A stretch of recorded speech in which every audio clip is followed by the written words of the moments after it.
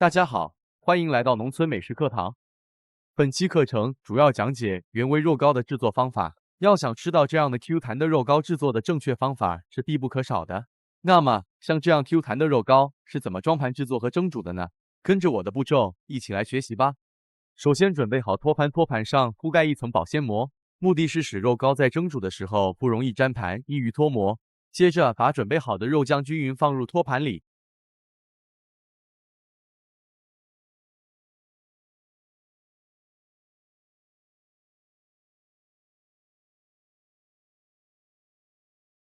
然后把肉浆抹平，方便蒸煮。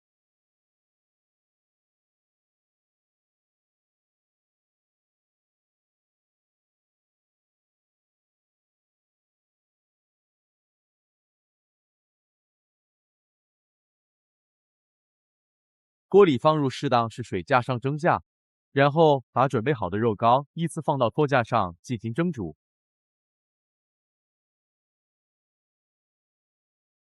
盖上锅盖，中小火蒸煮30分钟左右即可。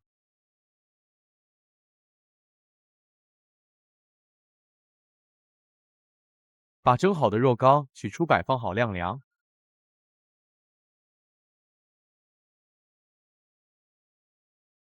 晾凉后直接脱模倒出。Using the report for your family.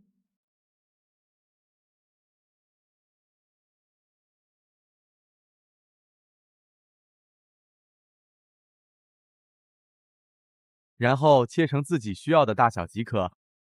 好了，本期视频就讲解到这里，欢迎继续观看下期视频，再见。